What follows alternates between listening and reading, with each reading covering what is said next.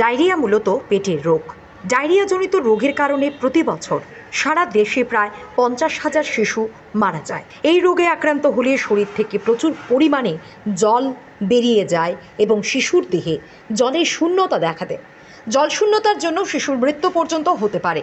শিশুদের ডায়রিয়াজনিত মৃত্যুর হার শূন্যের কোঠায় নিয়ে যাওয়ার উদ্দেশ্যে সরকার স্টপ ডায়রিয়া ক্যাম্পেইন সূচনা করেছে। এই অভিযান 1 জুলাই 2024 থেকে চলবে 31 আগস্ট 2024 পর্যন্ত। এই অভিযানের মাধ্যমে 0 থেকে 5 বছর বয়সের প্রায় 3 লক্ষ শিশুদের স্বাস্থ্যকর্মীরা বাড়ি বাড়ি গিয়ে 2টি ORS এর প্যাকেট এবং 14টি জিঙ্ক ট্যাবলেট দেবেন। এই ক্যাম্পেইনের সূচনা করেন মুখ্যমন্ত্রী ডক্টর মানিক সাহা। অন্যান্যদের মধ্যে উপস্থিত ছিলেন পানীয় জল এবং স্বাস্থ্য বিধান দপ্তরের সচিব তাপস রায়, স্বাস্থ্য এবং পরিবার কল্যাণ দপ্তরের সচিব ডক্টর ব্রাহ্মিত কৌর, রাজ্য স্বাস্থ্য অধিকারের অধিকর্তা ডক্টর সঞ্জীব দেববর্মা, পরিবার পরিকল্পনা এবং রোগ প্রতিরোধ অধিকারের অধিকর্তা ডক্টর অঞ্জন দাস সহ অন্যান্যরা।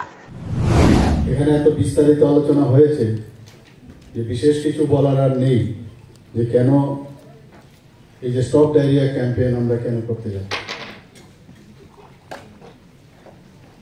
এখানে বলা হয়েছে প্রতি বছর প্রায় 50,000-এর মতো শিশু এই ডায়রিয়ার জন্য মারা যান এবং এই ডায়রিয়াতে মারা যান বিশেষ করে ওদের মধ্যে ওদের শরীরে যখন ডিহাইড্রেশনের অবস্থা এরকম দাঁড়ায়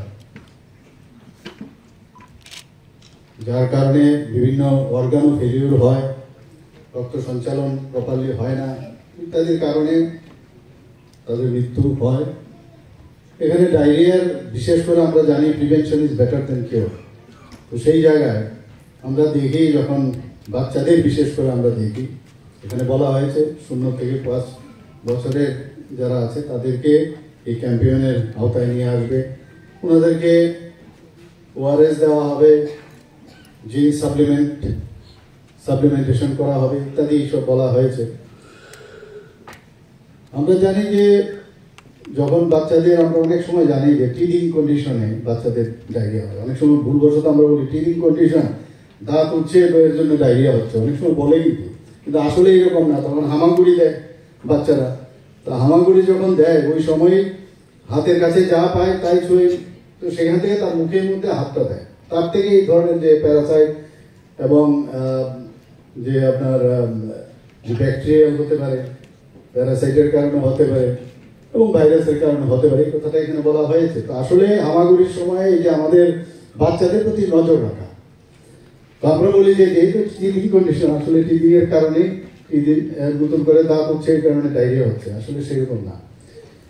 এখানে আরেকটা বিষয় যেটা প্রিভেনশন এর কথা বলা হয়েছে, আমরা দেখি খাওয়া যখন বাচ্চাদের করানো হয়, যারা নিপলস দিয়ে দুধ খায় ইত্যাদি অনেক সময় আমরা দেখি, তো সেই জায়গার মধ্যে প্রপারলি নিপলসগুলো যদি বটল নিপলস যেগুলো আছে সেগুলোকে ফোটানো, প্রপারলি চেঞ্জ করা। অনেক সময় অনেক নিপলস আছে বটলের অনেক দিন ধরে খাওয়ানো হচ্ছে, তো সেইগুলো চেঞ্জ করা উচিত। এবং যিনি খাওয়াচ্ছেন সে যে কোনো খাবারই হোক উনিও পরিষ্কার পরিচ্ছন্নতার দিকে নজর দিই, সবসময় সাবান দিয়ে হাত ধোয়া। এখন তো আমাদের বিভিন্ন স্টেরিলাইজেশনের বিভিন্ন ব্যবস্থা আছে, তা দিয়ে হাতগুলো পরিষ্কার রাখা, তবেই বাচ্চাদের খাওয়ানো উচিত, তবেই ডায়রিয়া থেকে বাচ্চাদের আমরা মুক্ত করতে পারবো। সিমটম সম্পর্কে বলা হয়েছে।